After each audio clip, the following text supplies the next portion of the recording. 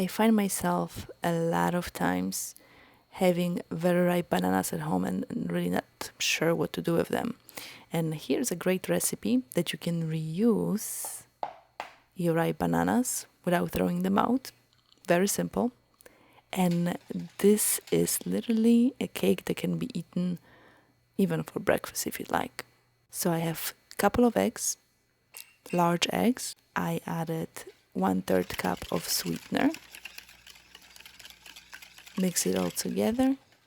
And I grind it in my NutriBullet, some oats, 2 cups.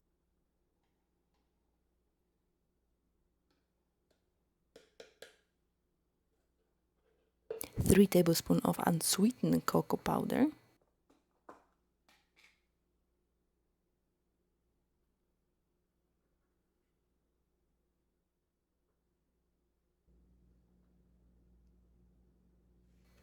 And this cake will be cooked on a pan. We don't need any oven. 1 teaspoon of baking powder. Mix it all.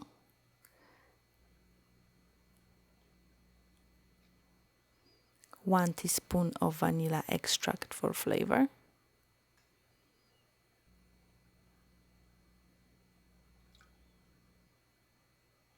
And a half a cup of 2% milk. You can use any milk you like. Mix it all well.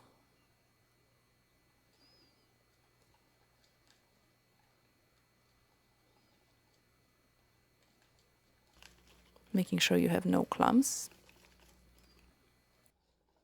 And the batter is runny, but once you set it aside, it will thicken.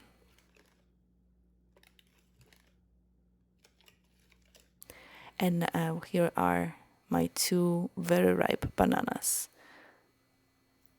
Peel them, and we are going to use a pan to bake the cake. Yeah, that's kind of weird, but it works.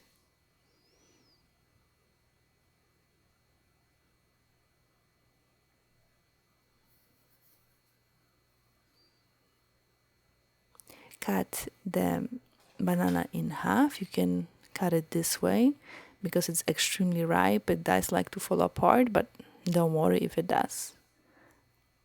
You can cut it this way. It's a little bit easier.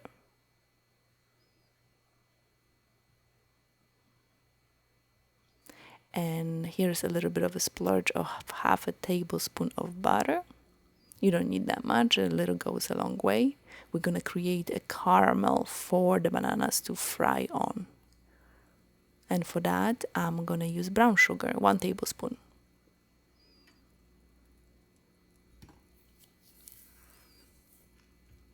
If you just add this little bit, it doesn't add many calories to your dish, but it does make a difference in flavor.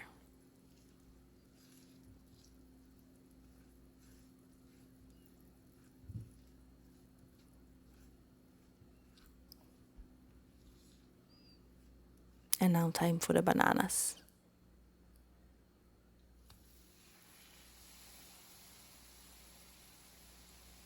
Right now my heat is a little bit on the medium side. It's not too low. I want to create that caramel. I want the bananas to caramelize from the sugar and butter.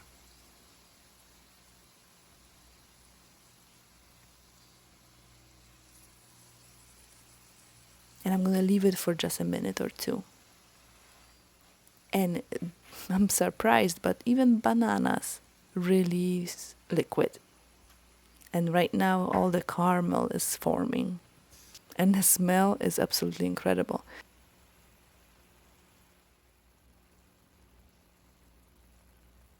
And look at the batter, how runny it was, and within few minutes, how thick it gotten. Put it on top. Spread it so it's even and all bananas are covered.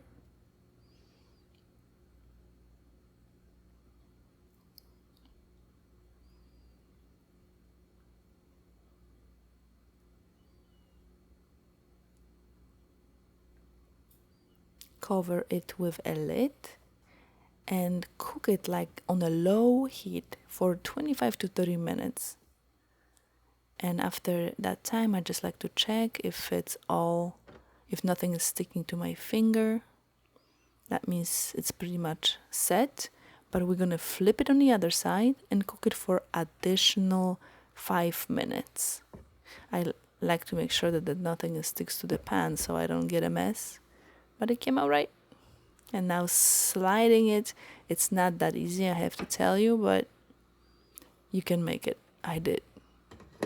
And I even made a little bit of a smaller version of it that you can see right now. This is actually half of the recipe. And look at the texture. It's absolutely amazing. And the flavors are perfect. You absolutely have to try. Leave me a comment below how it tasted. And I'm going to be making more of the same type because it was really good. I'll see you on the next one.